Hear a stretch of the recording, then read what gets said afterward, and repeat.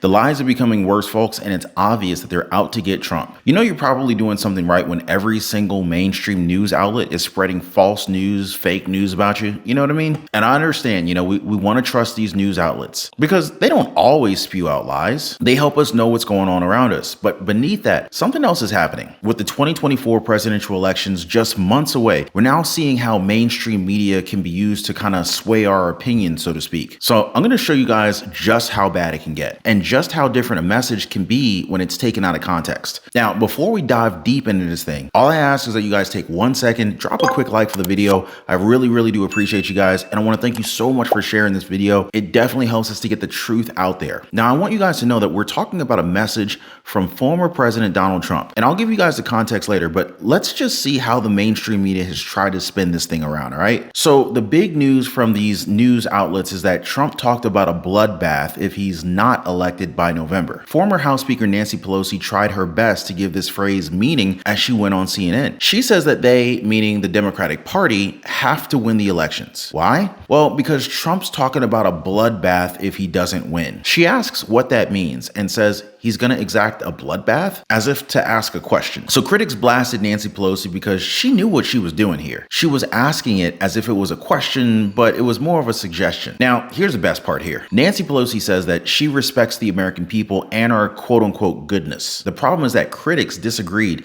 and they said that she's done insider trading that's enriched her and her husband for years. I don't think that shows that she respects or even thinks about any of us for that matter. But here she is telling us that Trump wants a bloodbath. We just have to win this election because he's even predicting a bloodbath. What does that mean? He's going to exact a bloodbath?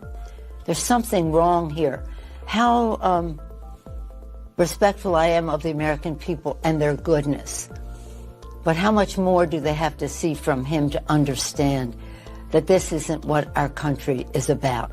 And it's not just Nancy Pelosi, of course. She's just one of the many people who piled on to what Trump said. Michael Tyler, who serves as the communications director of the Biden-Harris campaign, also commented on these words. Now, you would think that a communications director would have an understanding as to how context works, right? But just like many of those in mainstream media, Tyler also lost the idea of what Trump was talking about. So Tyler went on MSNBC to talk with former White House Press Secretary Jen Psaki to add to the many other outlets that commented on what Trump said. He says that there's more of the same from Trump and even says that this was related to political violence. Now, we're going to get to the actual message here later, so please remember everything that these people are saying here, okay? So he calls Trump a threat to democracy, and he calls back the events of January 6th. Many analysts believe that Tyler isn't as updated as he should be because you and I both know that Liz Cheney hid evidence from us regarding that particular day. So the Trump administration wanted 10,000 members of the National Guard to be at the Capitol that day, an offer that Mayor Muriel Bowser rejected. Tyler added that the American people understand who Trump really is, and they've really seen what President Biden has done for the American people. However, the American people who have watched this clip don't seem to agree with Tyler.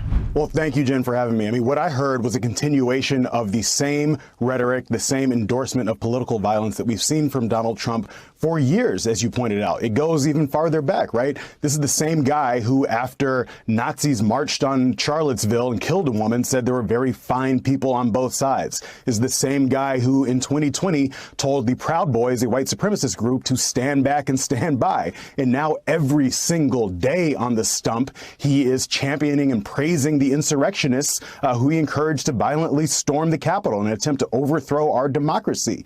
So it's not simply one comment. This is exactly who Donald Trump is, and this is exactly the threat that he poses to our democracy every single day. I think the problem for Trump, though, is that the American people saw what happened on January 6th, and they've responded consistently since, right? They responded in 2022 when Democrats had the most successful midterm cycle for a Democratic incumbent since FDR. They continued to respond last year in states like Kentucky, Ohio, and Virginia in the fall elections then, and they're continuing to respond right now. That's why we're on our front foot heading into this general election, because the American people fundamentally understand, A, what Joe Biden has done to fight on behalf of the American people over the course of the last 3 years, but they see every single day now the threat that Donald Trump poses if he's able to regain power. He is talking every single day about tearing down the fabric of our democracy and enacting political revenge if he's able to serve on a dictator on day one, as he is promising to do. Almost half of the 8,000 reactions to this video from MSNBC, it was a thumbs down. He also called Trump as a threat threat to our nation and sees him as a dictator. There are many that see the same way as Tyler, but there is also many that disagree with him. But what was the actual message that Trump was talking about here? Well, if you actually watch the video, he was talking about the automotive industry. He wasn't talking about the lives of Americans in a sense that violence could happen here. He was talking about the economy. He was talking about how Mexico has taken over more than 30% of the automotive industry here in our country. Now, if you watch the entire clip, this was about the auto industry. But Psaki and Tyler went on MSNBC and pretty much just dismissed the fact. It's like they heard the words, but they didn't receive the message, or they're just playing dumb. Now, I'm pretty sure that the former president was speaking English during the speech. I mean, I heard it myself. He also talked about China and how they're building auto factories in Mexico. So obviously I checked for the facts, and yes, this is actually happening. He also said that cars made in Mexico by Chinese companies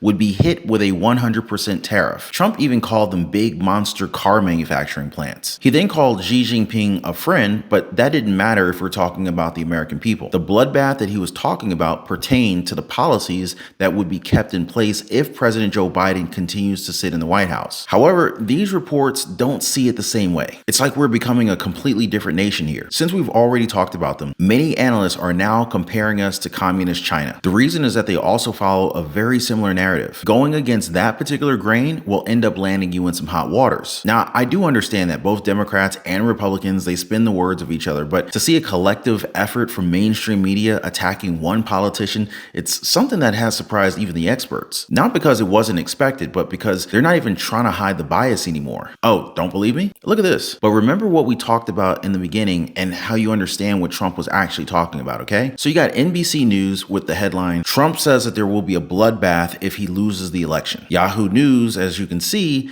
they have the exact same headline as NBC. CBS News, in Ohio campaign rally, Trump says that there will be a bloodbath if he loses November election. MSNBC, absurd and violent. David Corn slams Trump's claim of a bloodbath if he loses the presidential election. And there's just so much more where that came from. Do you know why they're doing this? There are those that say that they're doing this because they feel as if we're stupid, that we don't understand context, that we need to be told what things mean. We need to be spoon-fed. Meanwhile, Trump's saying all these things knowing full well that you and I are adults and we can understand what he's saying. Let me tell you something to China. If you're listening, President Xi, and you and I are friends, but he understands the way I deal, those big monster car manufacturing plants that you're building in Mexico right now, and you think you're going to get that, you're going to not hire Americans, and you're going to sell the cars to us. No, we're going to put a 100% tariff on every single car that comes across the line, and you're not going to be able to sell those cars. If I get elected,